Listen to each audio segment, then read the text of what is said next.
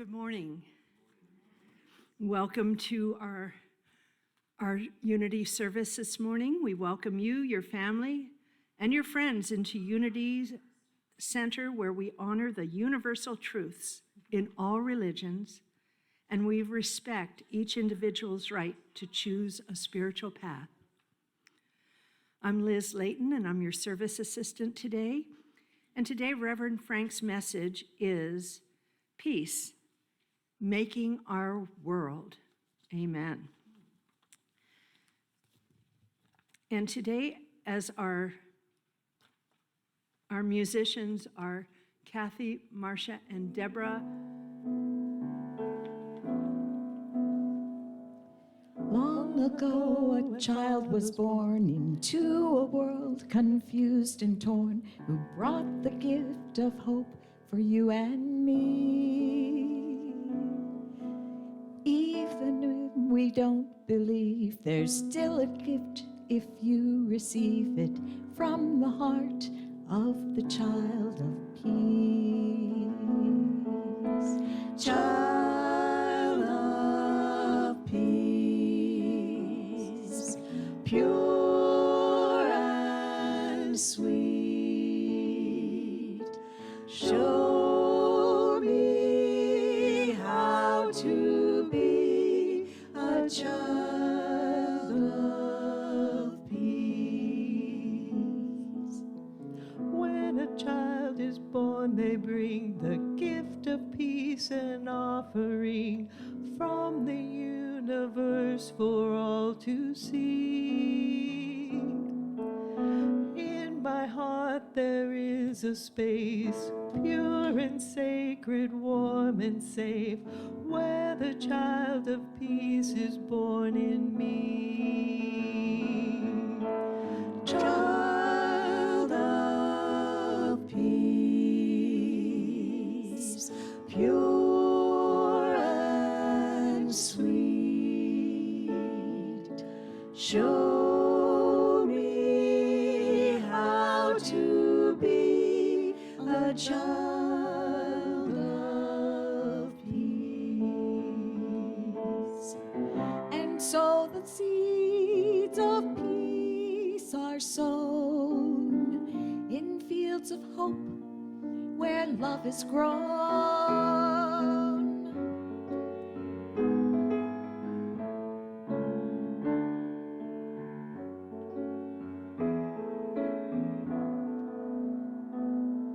Now unto us the light has come, heaven's work will soon be done. In every soul that's born will love increase.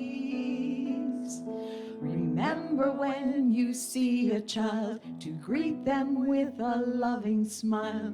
Give your heart to the child of peace.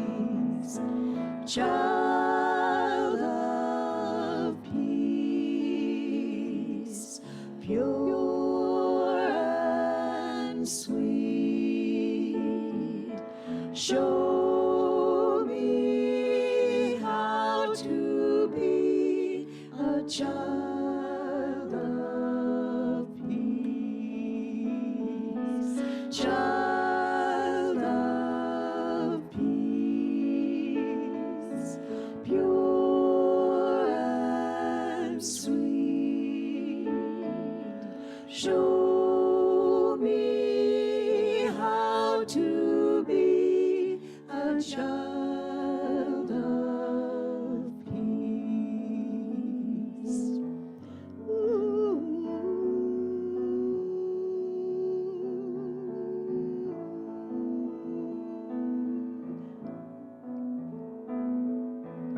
Child of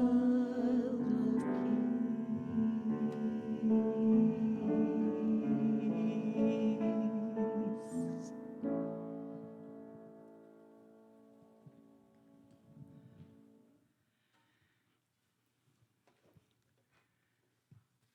And as we continue on our Advent journey, allow your thoughts to turn to peace, to that child of peace within. With peace in our hearts, let us lift up those for whom we pray in abiding peace and love. Take a moment to say aloud or hold in mind those for whom you want to bless with prayer. Sammy, Pearson.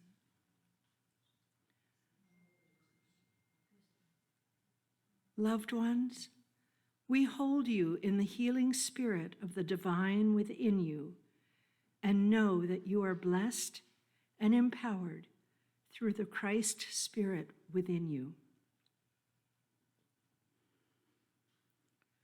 Today's daily word reminds us to give the gift of peace. I affirm peace for myself and all beings by letting the peace of God flow through me now. Our prayers and meditations help us stay centered, serene, and relaxed so we can be an instrument of that peace. Holding thoughts of tranquility and affirming peace in every heart, we are able to move through this day in the Advent season by affirming kindness and compassion. I give the gift of peace as I let it flow from my heart into the world. I give the gift of peace as I let it flow from my heart into the world. Please say that with me. I give the gift of peace as I let it flow from my heart into the world. And so it is.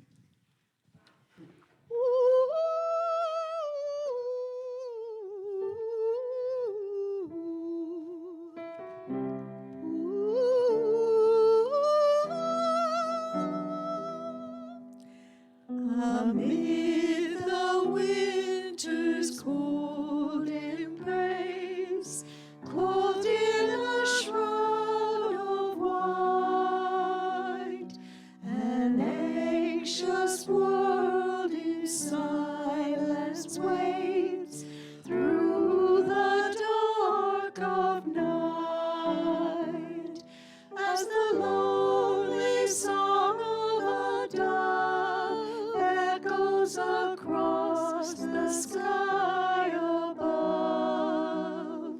We can feel the moment is near. Soon the child of peace will appear.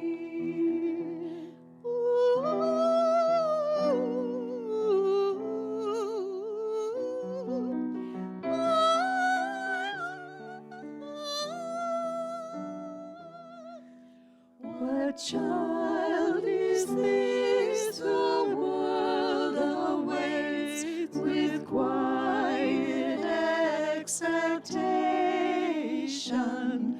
When will he come, the promised one, to bring us peace and salvation?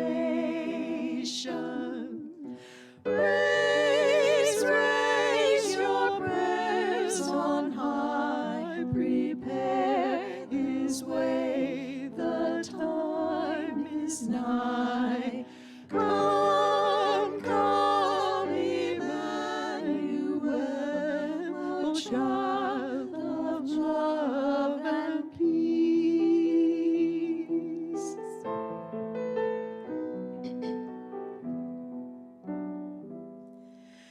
The air grows cold, the light grows dim, with darkening sky above us. But soon the chill of the winter wind will warm with God's gift of love. star will brighten the sky, and songs of joy will echo on high. We will know the moment is here.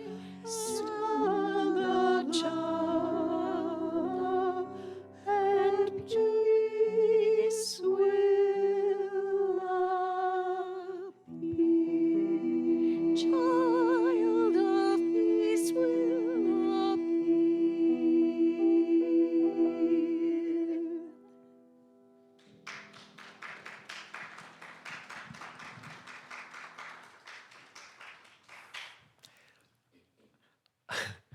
How does anyone ever hit those high notes? I just cannot. You all right? She's catching her breath over here.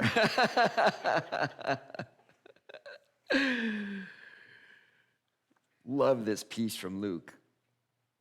In the 15th year of the reign of the Roman Emperor Tiberius Caesar, and when the Roman Pontius Pilate was governor of Judea, and when King Herod was ruler of Galilee, and his brother Philip, the ruler of the region of Iturea and Trachonitis, and Licinius was the ruler of Abilene, and during the Jewish high priesthood of Annas and Caiaphas, the word of God came to, drum roll, yeah, John, son of Elizabeth, who was out in the desert. Do you get that? No, wait. And maybe it's just maybe hard to understand because it's a different time. And this was actually chapter 3. This is later when this whole Christmas story that involves two families that were cousins, Mary and her cousin Elizabeth, both who are having children. And then many years later, when John, the son of Elizabeth and Zechariah, grew up, and Jesus, the son of Mary and Joseph, grew up, they were cousins as well. It's a story of cousins, Elizabeth and Mary, and then Jesus and John, and what they did, and how they changed the world, and how they brought a deep, abiding peace throughout the planet, and how they transformed the whole world. And yet, when we study history, what we sometimes think is the power structure, is the place where peace is formed and the rules are made and all the real power is centered. And so we talk about, and this, Luke, it's fun. I mean, some people go, well, he was telling us who was the ruler, so we knew what time he was talking about. Maybe, but what I think he was doing is, hey, you think, this is the time when Tiberius, or if it's the time of Jesus, Octavian, was the emperor of Rome. There's where the power was, right? No. Maybe it was Herod was king of the whole Palestine. That's where the power was, right? Well, maybe not. Or maybe it was when all these people these tetrarchs where Alexander the Great came and he took over the world, and then after he died, he broke up his kingdom in all these little places, and his friends and his generals, they took over and they were in charge of Judea, and then it came down to a lineage, and Herod was king, a Greek king, and then the Romans. Oh no, is that the power? Is that where it all is? No, it's the high priest, the people, the religious rulers. They got all the power, right? That's where it is. They're in charge of bringing peace to the world. The power centers bring the peace. And the word of God comes to John, the son of Zechariah and Elizabeth. He's out in the desert. He's out in the wilderness. And so we make these cards and we talk about peace and we send them to each other at Christmas. This one showed up yesterday. It's this man with sandals on and a donkey and a woman riding a donkey with a baby. It's Christmas. And at Christmas we talk about, it's radical. It upturns the whole thing we think, or we like to think, and we know this, but what I love about Christmas every year and Advent, the excitement of the Advent, it's coming. And today the candle is for peace. And it is not the peace of the empire. And it is not the peace that comes with the king and the queen. It's not the peace with all the rulers. And it's not the peace that comes from some institution, necessarily like a church or the high priest or any kind of religious organization. certainly those things influence our life. Certainly they do. And it would be naive to think that they're not in play. They're in play. If you were to write this piece today, and it said, it was the time when, and it wouldn't have mattered whether you said President Trump or President Harris. It wouldn't have mattered. And the time when this person was in the Senate or that, or this person in the Congress or that, or this was in charge in Olympia or that. That's where peace is going to come, right? Or when Russia would do this or another country, that's where the peace is. And I'm not arguing that it doesn't matter or it doesn't influence our world. It does. But the word of God in this story, where the power comes from, where Gabriel, the angels come from, the angel Gabriel didn't go to the head of the organization. It went to this child, this young woman, and said, how blessed you are. You're going to have a baby. The power structure, the word, this divine impetus shows up in having a baby, in being creative, in praying in the temple, and changing our world to new experiences. Marilyn's in the house. Yay, hello. Hey, Marilyn. Hey, hi, Marilyn. And thank you for bringing her. It changes the whole, we want to talk about peace. And sometimes we get frustrated in this sense of how is this peace going to be brought? And it's weaving this fine line between understanding, you know, that the Romans used to talk about the Pax Romana, the peace of Rome. And what that meant is, if you're a criminal, if you cause any problems, if you cause trouble, we'll send a legion in and we'll just basically kill you all. Peace. That's what it was. The Pax Romana. And we still have sometimes that energy of, I want peace, and I'm gonna get it, dang it. And the peace that was so different, the peace we celebrate here is a different sense of peace. It's so subtle, you know? It's like it seeps in. And at Christmas time we celebrate that, right? Right? I found it really interesting, and I think it's a good idea we have the elections and then we have Christmas. To remind us where the power really is, where the real transformative power is.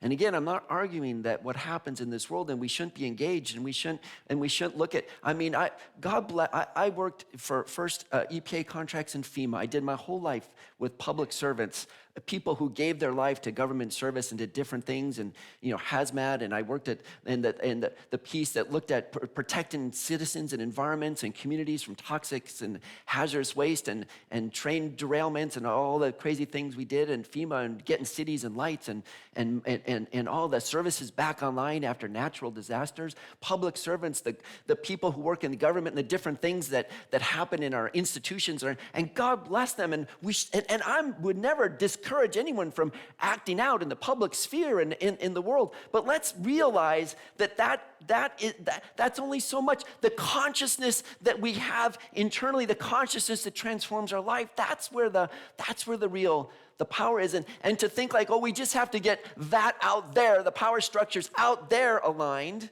And then Christmas comes along and says, have a baby. Yeah. The most natural, beautiful, connected kind. Be faithful to what you hear that is yours to do.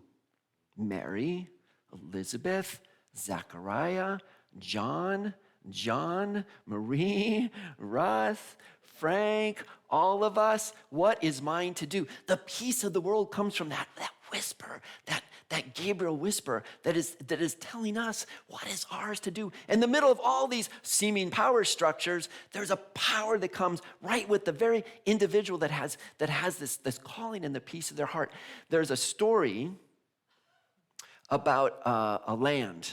And it had a group of a committee that was in charge of the land. And this committee said, we want to be a land of peace. So we're going to make a commission, and the commission's going to go out and they're going to find artists all over the land, and they want to find the greatest painting that represents peace. And we're going to put it up in our main central location, our community center, that says this is a painting of peace because we're all about peace. And so they went out and they commissioned. They got all these dozens of artists, and they came down and they had 2 ginormous paintings, and all the people came in and said, which one really represents peace, the peace that we want to say is our society? And the first painting had this beautiful serene lake, and it had the mountains, and there was snow on them, and there was a warm sun out, and there was birds, and there was just this beautiful natural landscape.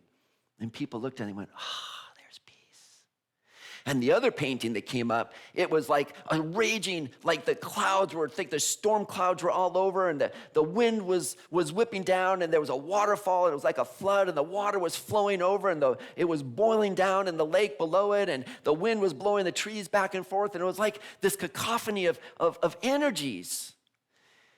And the commission decided, and everyone said, oh, well, this serene pitch, that's peace. But the commission decided this other one would win the prize for peace. And all the people came and said, well, that doesn't look like peace. That looks like it's wild, and there's storms, and there's things raging, and there's a tempest, and how would you say that is peace? And the commission said, hey, get closer. And people got up to this giant painting, and they could see behind the waterfall that was raging, the snow melt, just like crazy. There was a little notch in the wall, in the granite wall, and in that notch was a little area, and there was a nest. And on that nest was some eggs, and there was a little water bird. This bird, this is what they live. They live in the water. They eat things in the water, and it was like normal.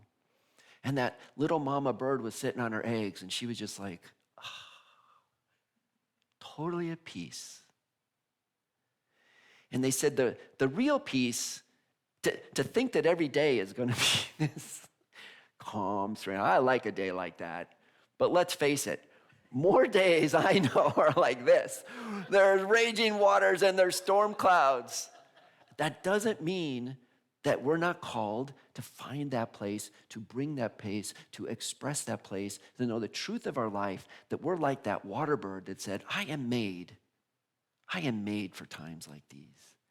And what's mine to do is, I have this nest, I have this eggs, I'm going to give life, and I'm going to live, and I'm going to thrive, and I'm going to bring peace, and I'm going to bring transformation into my world, even though sometimes there's raging waters and storm clouds and all the rest.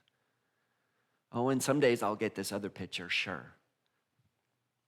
But this was the one of peace.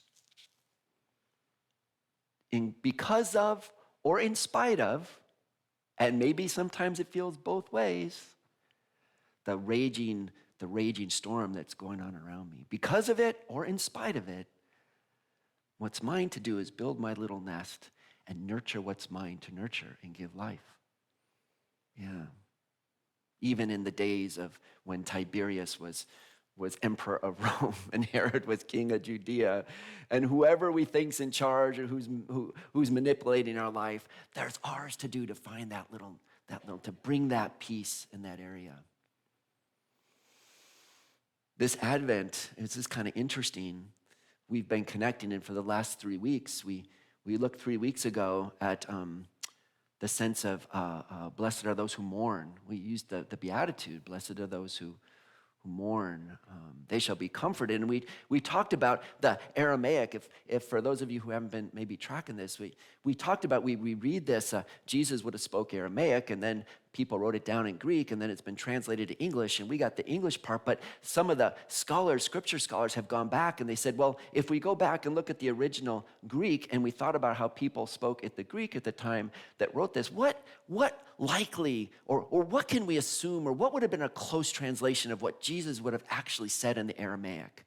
And so we looked at the blessed are the are the sorrowful. And we say, blessed are those who just live in that place where they're sensitive to the pain in the world. And they will, blessed are the sorrowful, they will be comforted. And they'll walk around and they'll know they're being held in the arms of the divine. They're constantly being comforted because they feel the feelings.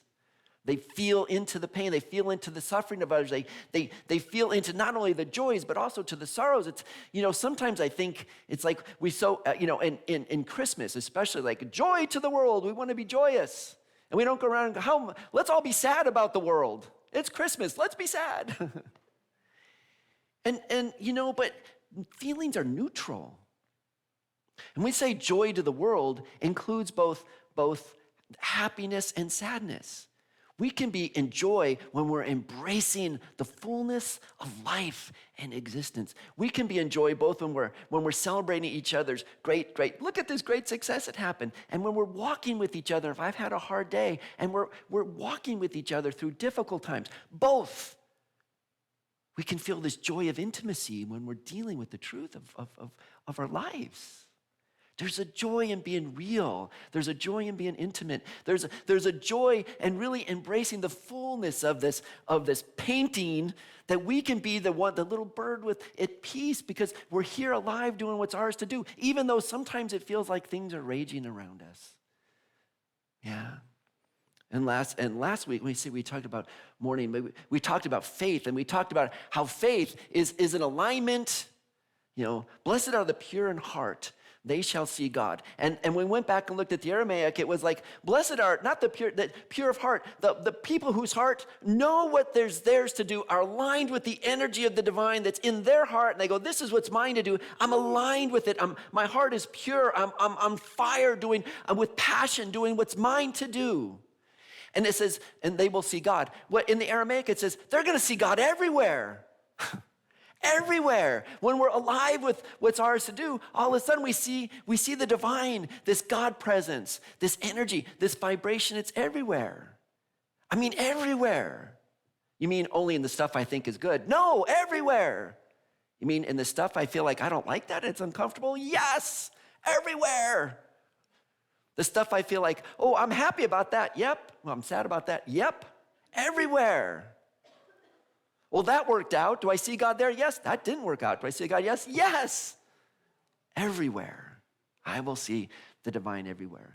And today we have this next candle, which is peace. So we'll take it a step further. And the next, and it says, blessed are the peacemakers. They will be called the children of the divine. That's the English translation from the Greek. But if we go back to the Aramaic, go back again, and we try to understand that, like, foundationally, what was trying to be sent is, and it goes like this. It goes, tu boyun labde shlama, and you hear shlama, and you think shalom, you think salam. You hear in that Aramaic, in that Middle Eastern, like that peace. Tu boyun labde shlama, dinohe the Allah nitkarun. And the sense of this in the Aramaic is tubayun. Let's break it down. Tubayun is this sense of how ripe you are. And I want to talk about this ripeness for a second. It's very seasonal, right? I mean, think of what would be the right. I guess we're in the Pacific Northwest. In this area, we should think of a berry tree, right? Isn't it the thing, berries? So first off, you see them, they're hard, and they're not ripe yet, and if you eat them too early, like, ooh, they're sour, they're not ripe. And then there's a part where the berries are finally fully ripe. Oh, how ripe you are, how ready you are. But here's the interesting thing about using this metaphor about ripeness. There also comes a time when now they're overripe and they're mushy, like the bananas on my counter right now. Too much, overshot. And then what happens? They dissolve and they go back into the soil where they become nutrients for the next harvest. Tu boyun labwe. It's a Aramaic, it's not, labwe, tu boyun. Shlama, how ripe you are. when you are a channel of peace.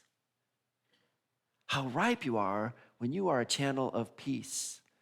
And then it's this sense of and then you become this channel of peace, this channel that brings the Allah. And Allah, we translate that as, some people say, well, God or children of the Father, whatever. But what the word means is one. You'll become a channel of oneness. You'll become a channel of wholeness. Another definition of Allah, that you become this channel, this nikharun, is that it's like you're this bringer of unity. You know how ripe you are when you're in this energy of peace, and then you become a channel of unity. And you can think of a channel like a flow of water. Like, how else would you think of a channel? Or like a channel of light that comes down. Or maybe like if you think of a channel, like you're a fountain that just flows, you know? Yeah. Tuboyun labdwe shlama ninnawe Allah nitkarun. How ripe you are. Yeah. When you become like Mary, like Elizabeth, like Joseph, like Zachariah, how ripe you are when you become this, when you, and it kind of goes like this. It's like, imagine, you know, how many of the parables did Jesus say where it was like, you know, you're throwing seeds and you're planting and the seeds do different things? So imagine this. You gotta, and it's a thing, but we can relate to being a planter. You got a bag of seeds, and it's peace seeds. How ripe you are when you're sowing seeds of peace in the right season, and then you become this channel of the Allah, of oneness. You become this channel of unity consciousness. How ripe you are when you sow the seeds of peace in season, you become a channel of oneness, of unitive consciousness. Little different than blessed are the peacemakers, you'll be called children of God. It's very much, it calls us forward to be these very active participants. And what I've noticed, I've sat with this all week, it's like, but it's not like, I'm sort of like this engineer, right? Sort of, I want to know how it works, and I do it, and I flip the switch, and it works. But he uses these nature metaphors that involve timing and seasons and things that turn, ripeness, sowing. You don't sow like you wouldn't sow right now. It's winter. It's not the time. There's this sense of being ripe to knowing when's the right time to sow. When's the right time? When I'm ripe, how ripe I am. Am I always ripe? How can I always be ripe? It's not always spring. It's not always summer. There's a time where we're not ripe. There's a time where it's like, I need, you know, in a daily cycle, in a weekly cycle, in a monthly cycle, there's a time for me to go, I need to replenish. I need to do my spiritual practice. It's not time for me to be out sowing seeds. It's time for me maybe to be quiet and sit and meditate. Read my uplifting literature. Go to a class and talk to others. It's like, and even when I'm ripe and I feel I'm on and I know and I'm there and I'm sowing the seeds of peace and I'm sowing the seeds of love and I'm sowing the seeds of transformation, and now I'm exhausted and I'm like a ripe fruit that is like spent and on the ground. I need to replenish. Do you know the replenish thing? Winter's a great time to do such things.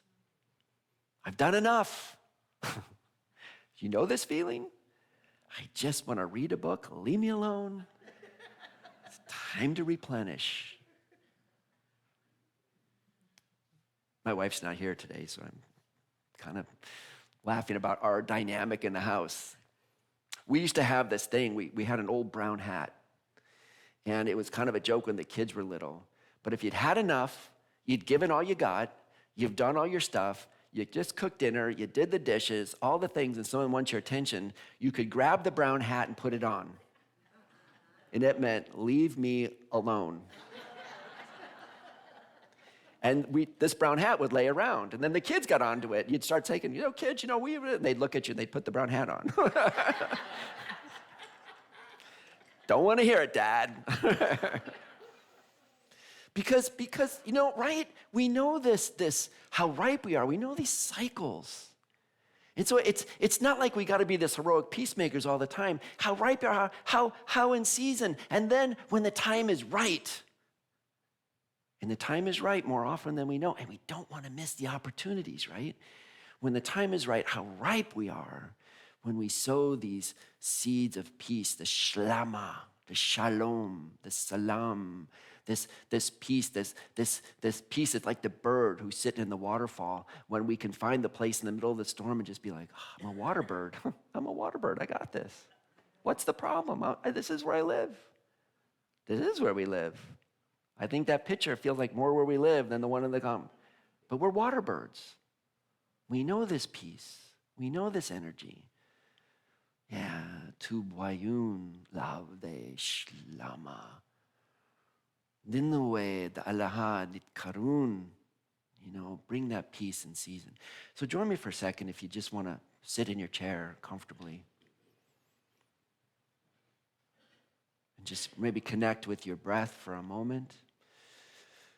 Let your attention sink down into your heart space. And in that place, breathe into the temple of your heart. However you imagine it, that chapel of your heart, that ashram of your heart. Just go there. We rest in that place. Tu boyun, how ripe you are. Labdwe shlama. We have within us, each of us, we have within us the seeds of peace. You might imagine a box or a bag or a case of seeds or peace seeds, and they're yours. They're part of our divine inheritance. We can bring these like Joseph, like Mary, like Elizabeth, like Zechariah, all of us. The angel Gabriel comes and says, Tu boyun labdwe shlama. How blessed are you? You have the seeds of peace. You have what's yours to do, what's yours to do, what's yours to do. That's each of you. The seeds of peace. The angel call. It's not just Mary and Elizabeth's story, it's all of our story. The Christ energy born within each of us. The seeds of peace, the peace of the Christ, the peace of the transformational energy of the universe. It is yours, it's here, it's in your own temple of your heart. Tu wayun lavde shlama. Then away. And then this is what we do. We go out and we sow the seeds that Allah, of oneness, of unitive consciousness, of unity, of wholeness, of completeness, of completing the circle of all that's potentiality, of all that's possible, the fullness. Then away. The Allaha Nitkarun. And when you sow these, you become a channel. You can imagine your body a channel. It's not rigid. Your shoulders are loose. Your breath flows freely. You can imagine your shoulders swaying, your neck swaying. Each of you, each of us, all of us, a channel of the Allah, the divine, the oneness, the unity, the core of our being, the author of the universe, the energy, the creative principle, the one, the life, the love, the fullness of the principle of the divine. And so you have this prayer in your heart, in your temple. Tu boyun labde shlama dinnawe allahanit karun. It's your beatitude for today. Take this with us into our day. Remember, we are sowers of peace. It's our calling. And we create a channel of the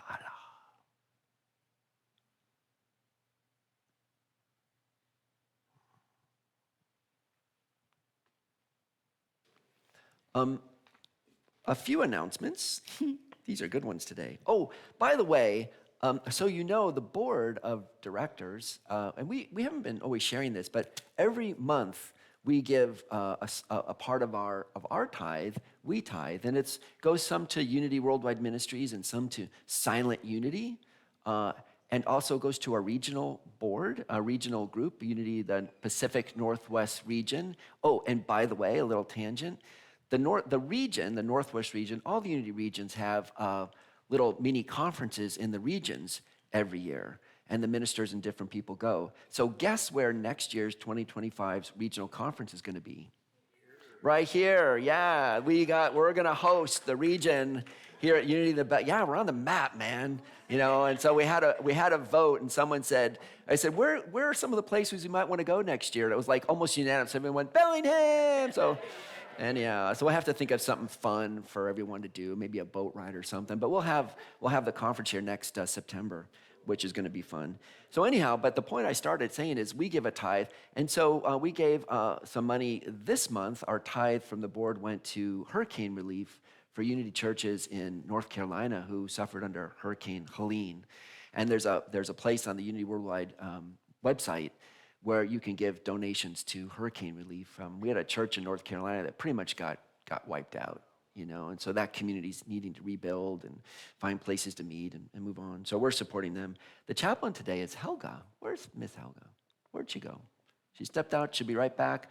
But it's going to be Malin.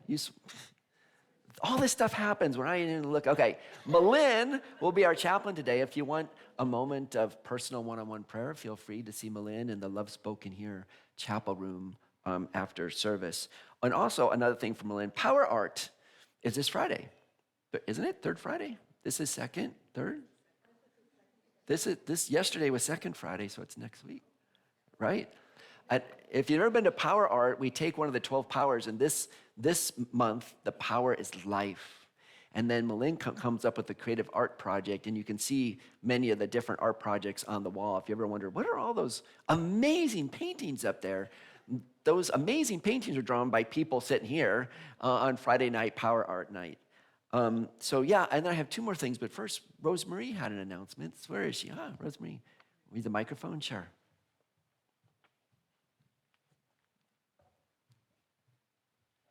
Right, this is for all the women in our audience. Many of you have probably already received an invitation. If you have not, I have invitations for this Thursday. We're having our Women of Unity luncheon.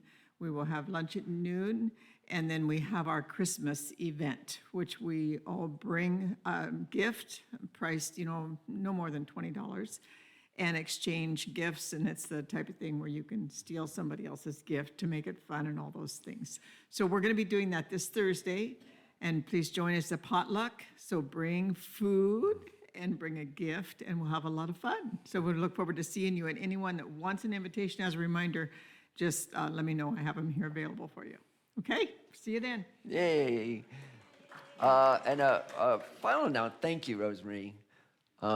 It's always fun for the Women of Unity, and they always invite the minister, so love that potluck.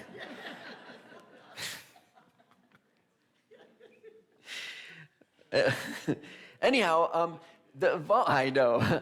This is we used to do, oftentimes we'll ask, recognize a volunteer of the month, and haven't done it in quite a few months. But I wanted to do a special recognition today for a certain volunteer of the month. Although it's not a volunteer of the month, it's volunteers, or we might say angels of service for the month. And this particular month, I want to acknowledge Unity of Bellingham Earth Care team. And if you'd be so kind, Jim and Jane and Marie and Howard and Meryl. I saw Meryl's here. Come up, please, Meryl. Where's Meryl? Come up, Meryl, please. All you guys come up here. Marie, come on, please. Come up, Jane. Also, Joanna's not here. Dean and Carrie are very active in Earth Care, but they're off this weekend seeing a great-grandchild. Can you believe it? Also, Sonia is here. I saw Sonia. And Mark. And anyone else? This is kind of the key people. And so maybe, here, come over on this side of me, if you will, and put all these people together. I want you guys to see these folks. I'm just going to name you a few things. Oh, and first off, then we just won an award Does someone have a camera? Take a picture here. Would you hold this in the middle, Howard? We just got the Green Star Award from Unity Worldwide Ministries in recognition of their efforts to be good stewards of the environment. The Unity Worldwide Ministry Earth Care team hereby presents the Green Star Award for Environmental Excellence to Unity of Bellingham, December 2024. Yeah, and so I think we were one of 13 Unity congregations out of the hundreds of Unity congregations to receive that award this year. I'm going to just tell you a few things that, in the application, we just put a few, but just so you know a little bit of the things that this group has focused on. Recycling, being volunteers for the Sacred Earth Festival that took place last year. Here's a fun one. The Earth Care said is you really focus on conscious eating. And so a bunch of us talked about, what does that mean, conscious eating? And then we realized that, and with so much gratitude, love apple pie and pumpkin pie after service. But we thought, maybe we can put out some veggies as well. So you might notice that we've really moved to a veggie after office, although you can still buy through the Women of Unity. You can buy your cookies on the way out. So, we're not getting rid of them totally. Who wants to do that? Not these, but all of the tube lights throughout this whole building have been replaced on a grant from PSE. And our utility bills, we'll wait a few months to really say, but I think it's been dropping like $50, $60 a month just in light and utilities for changing out our things to low energy light bulbs. All In for Climate with City of Bellingham. We've hosted events here for 2 years. Black Hawk Singers came. We've built birdhouses twice. Thank you, Jim, for the birdhouses. And then LM just led a pet blessing, which is one of the key things on Earth Care is bless your pets. So we did it here. If you saw that, it was really beautiful to bless the little guys. We've done Earth Day celebrations. One of the things it says, be sure throughout the year you do sermons on Earth Care and on the environment and on climate change, which we do. And also look at our water. But the big thing I want to bring out is some of the things that this group has worked on a lot is we want to really acknowledge that not only is this our sacred space and our sanctuary, but so is this, the nature behind us. And this team now has built, if you want, and we can show anybody who wants to, maybe after service, we've got a beautiful trail that's got what do you call it? Wood chips on it. And we try to make it, we found a way so that anybody who even had a little difficulty walking, we wanted to make it so it was really accessible to go back and find a sacred spot back in this work, like a little nature chapel, if you will, that we're now building out. Anyone wants a tour of what we call our sacred earth trails in the back, you're welcome to maybe take a tour right after with the Earth Care team. If you're interested in being in Earth Care, we meet, the basic meeting time is this after service on the second Sunday. Bring your work boots because we oftentimes ends out in the woods. And what we're going to do is eventually make a trail that goes down to what we call, there's like a matriarch tree that's way in the back, and it's this huge willow, like ginormous. It didn't get clear-cut or something, down by, what is it? Cottonwood. It's a cottonwood. And eventually we want to make it so people can go back and sit by the energy of that cottonwood tree. It's a ways. We'll get there. Lots of wood chips, lots of effort. If you want to join the Earth Care team, talk to Jim would be the best person. So let's give Earth Care a blessing, if we will, and put love, bless, appreciate, behold the Christ. Are we ready? Earth Care team, we love you, we bless you, we appreciate you, and we behold the Christ that you are. Blessings, guys. Yeah. And did anybody get a picture? Because my camera's in my office. You got one? Okay, thank you. Okay, thanks, you guys. Yay.